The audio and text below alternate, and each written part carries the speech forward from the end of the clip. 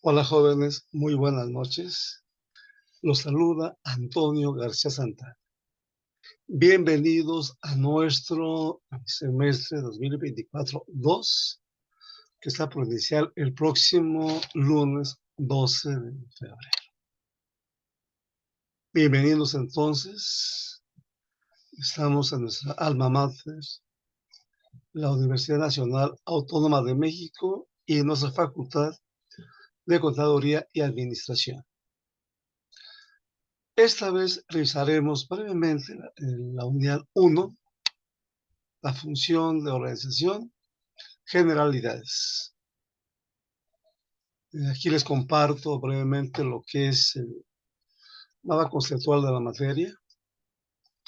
Hablamos de 11 unidades.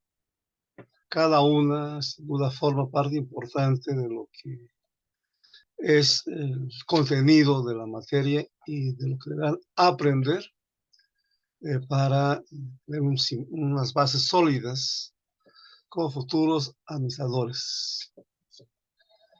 Entonces, aquí vamos a ir rápidamente. El propósito, dice aquí lo que corresponde.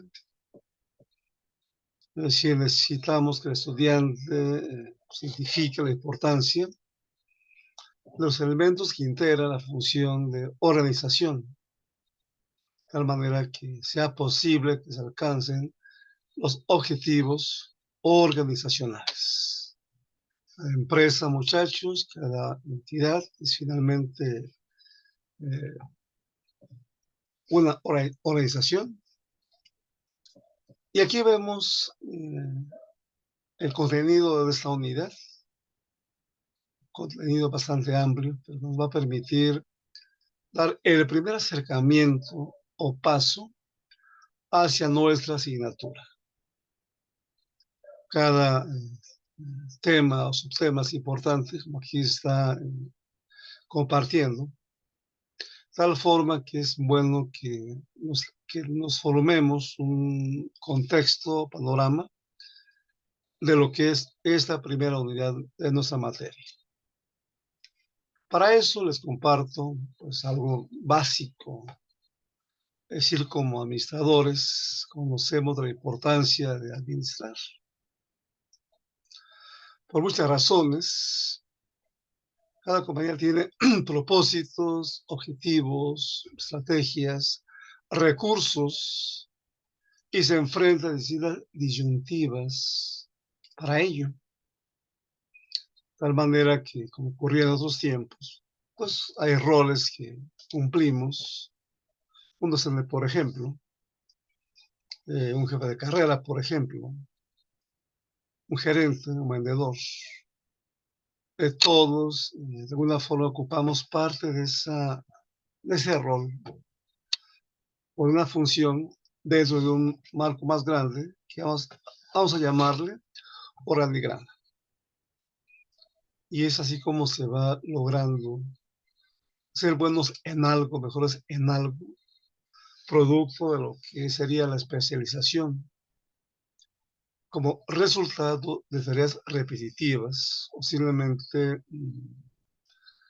formas de hacer las cosas de manera permanente para lograr habilidades y competencias que el puesto que ocupamos requiere. Uno de mismos es pues un caso de este tipo, ¿no? Lleva tiempo formarnos, de hecho nunca acabamos de hacerlo, y eso requiere, como aquí se precisa, varios pues, elementos que hagan posible lo que te lo decía, por ejemplo, para que esa universidad, esa empresa comercial o de servicios, o bien manufacturera, encuentre la mejor manera de organizarse y de esa forma coordinar esfuerzos colectivos hacia una meta común. Esto, por supuesto, va acumulando experiencias, las cuales suelen pues, sistematizarse para dar cuerpo a uno de conocimientos que nos permitan eh, ampliar nuestras perspectivas y, por supuesto, de las personas con quienes colaboramos. A mí decía Taylor, un punto fundamental del trabajador es la especialización. Es sobre todo que esos trabajadores sean elegidos de forma cuidadosa para cada puesto, dependiendo de lo que éste requiere, pasar en condiciones de que la tarea o la habilidad del ocupante del puesto se cumpla de manera sobresaliente. También la motivación que hoy prevalece, cada vez más importante, junto con el adiestramiento, son elementos que van a contribuir sin duda a mejores resultados. Lo vemos donde elaboramos, por ejemplo, en donde pues, se nos forma de manera constante para que estemos al nivel o a la altura de los acontecimientos o exigencias institucionales. Y así apoyemos, en el caso de la facultad, su formación académica de la mejor manera posible.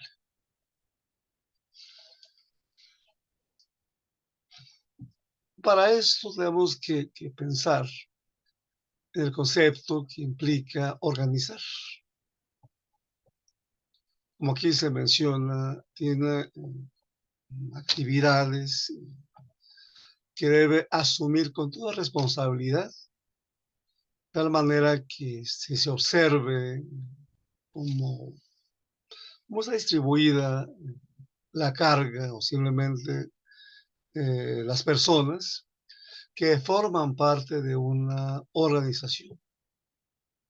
Cuando elaboramos, seguramente hay un organigrama, el cual nos indica, por un lado, por ejemplo, los puestos, su distribución, las jerarquías existentes, las funciones, dependencias o líneas de mando, por ejemplo, así como la comunicación. Todo esto de forma conjunta constituye un cuerpo organizado de interacciones que hacen posible que actúe de forma armoniosa hacia una meta común.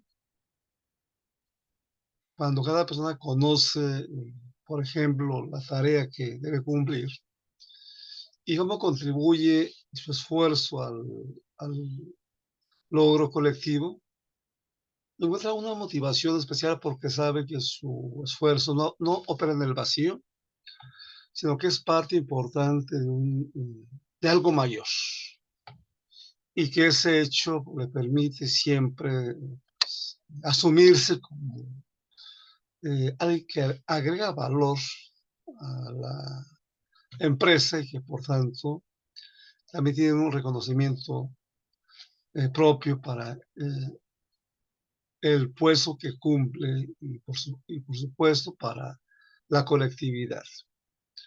Aquí vemos un esquema que nos permite más o menos idealizar eh, un ciclo que es, como aquí se muestra, repetitivo, siempre nutriéndose de experiencias previas para enriquecer naturalmente el trabajo, el puesto, y que esa tarea se vuelva, pues no cotidiana, sino una actividad cada vez mejor, innovadora, por ejemplo, estimulante, en donde la estructura, por ejemplo, se diseñe siempre dependiendo de las necesidades organizacionales.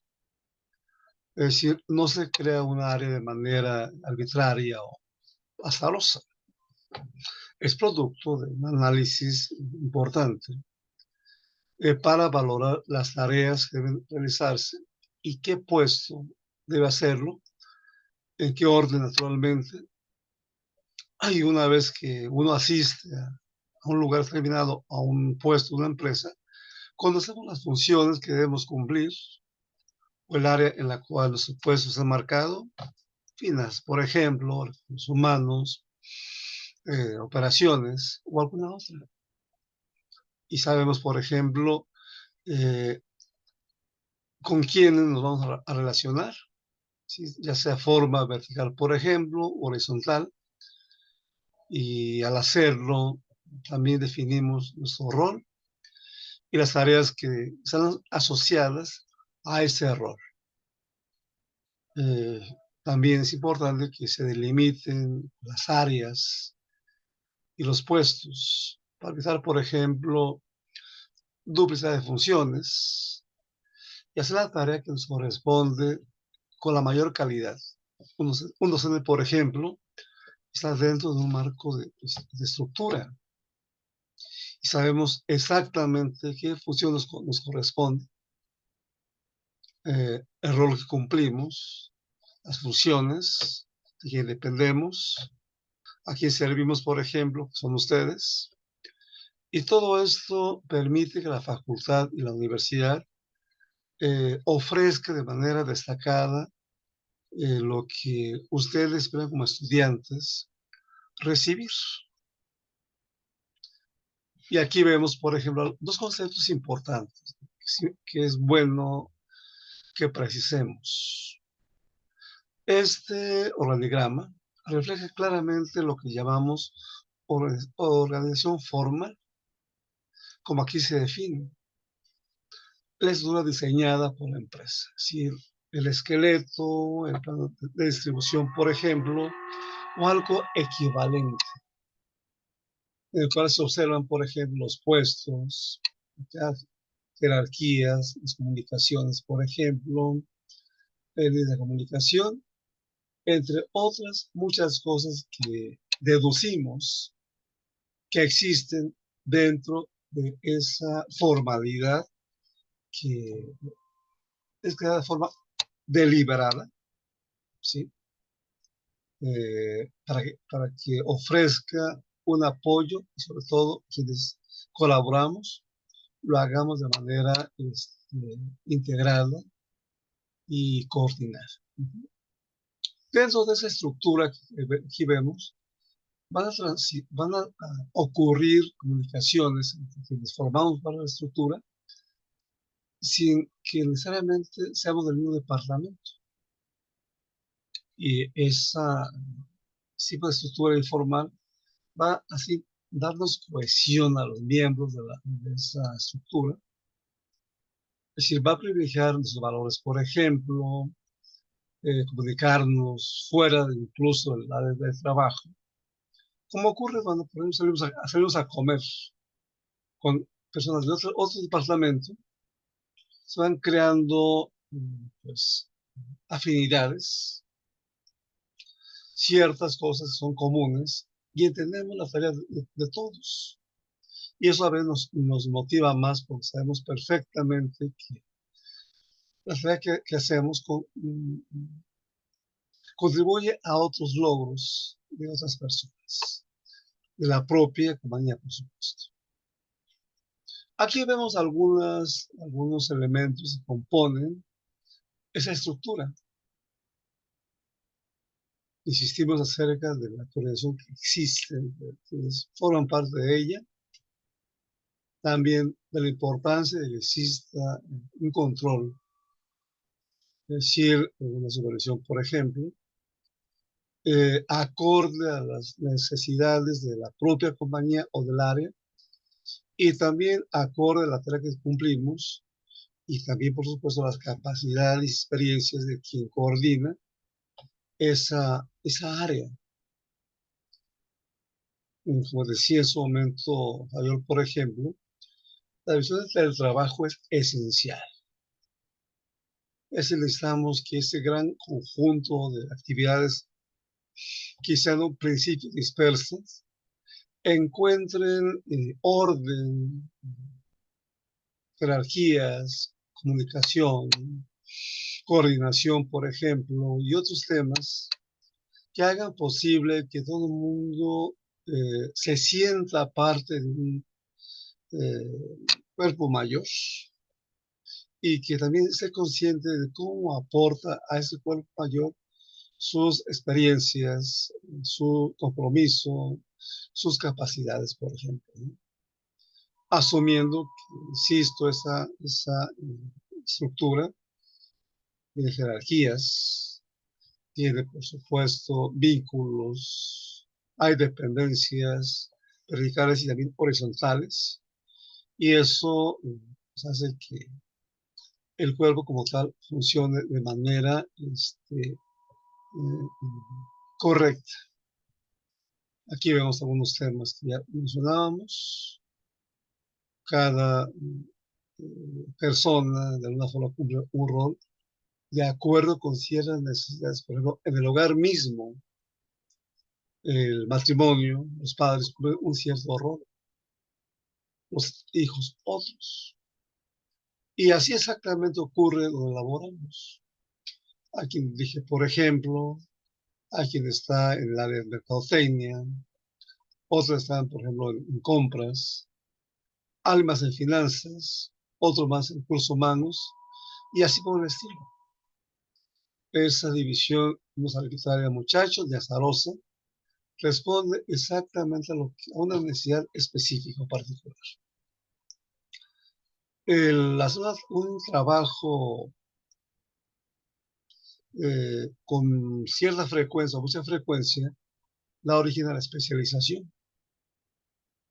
Es decir, cuando un docente, por ejemplo, se forma en su actividad profesional y también labora, suma a lo que tenía antes cierto nivel de certeza, de eficiencia, producto de hacer una y otra vez un trabajo, pero siempre buscando que el mismo se lleve de manera tal que sea útil, en este caso, a los estudiantes. Bueno, un gerente, por ejemplo, de división, un gerente de sucursal o algo por el estilo, producto de esa experiencia acumulada, se vuelve un especialista en lo que hace. Ahora bien, también entendemos que pues, hay ciertas restricciones para determinar el número de personas que un supervisor puede tener a su cargo, su propia experiencia. Por ejemplo, el puesto de tarea, la experiencia también de sus subordinados, son elementos que van a determinar cuántos debería tener bajo su encargo o supervisión. Igual la departamentalización.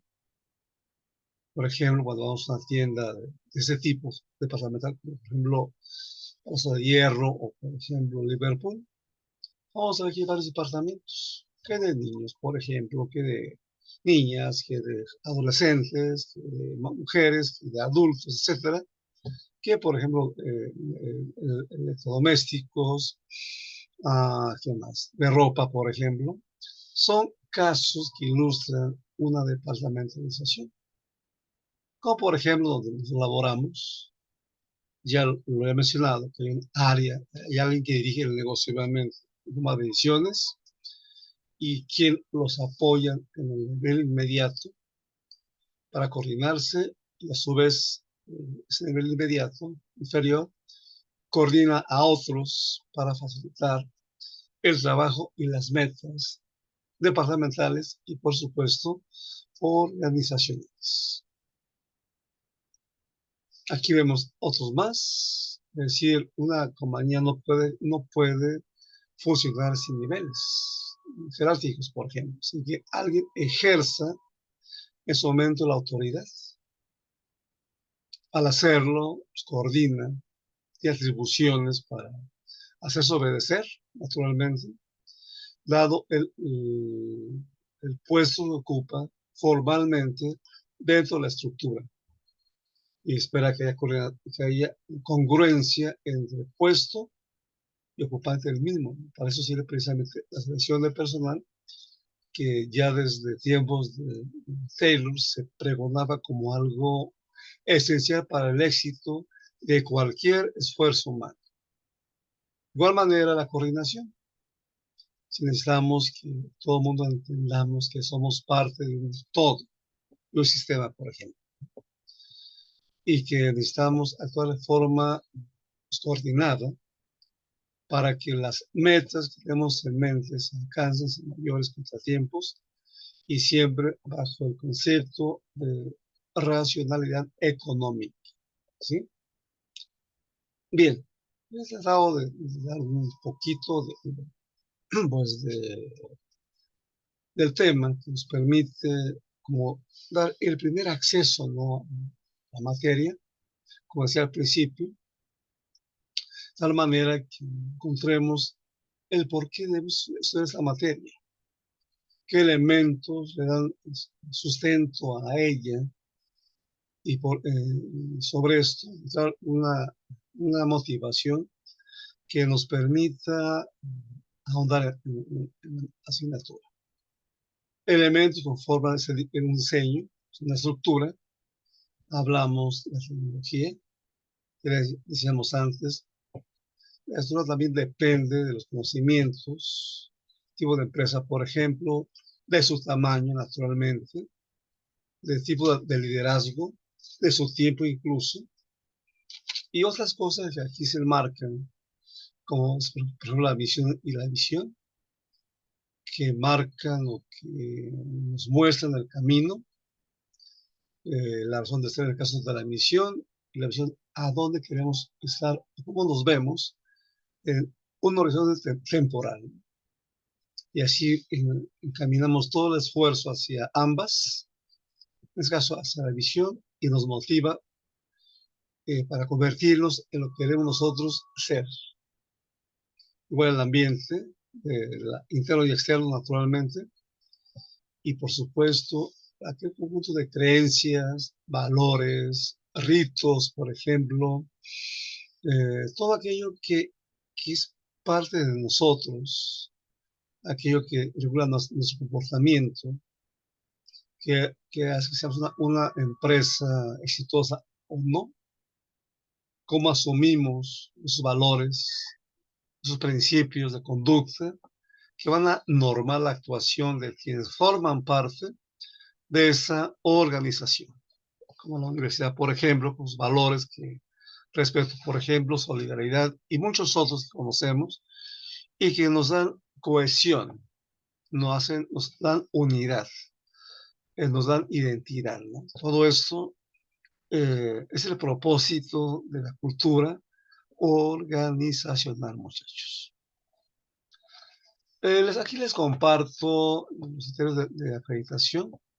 Les recomiendo estar muy atentos a ellos, puesto que son los que consideraremos para evaluar sus aprendizajes en las proporciones o porcentajes que aquí está mencionando.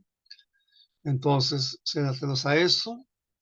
Y bueno, les recomiendo aquí estar en contacto siempre con sus profesores. Normalmente empleamos el correo institucional eh, y por supuesto el mensaje interno. Cualquier duda o inquietud que tengan, muchachos, siéntense con la confianza de consultarnos, escribirnos. Nos dará mucho gusto por atenderlos y les deseo mucho éxito en este curso. Recuerden, estamos en la Universidad Nacional Autónoma de México, la mejor de México y de las primeras 2 o 3 de América Latina. Es una fuente de orgullo, algo que nos motive a dar lo mejor de nosotros en cada actividad. Les deseo mucho éxito, muchachos. Hasta pronto.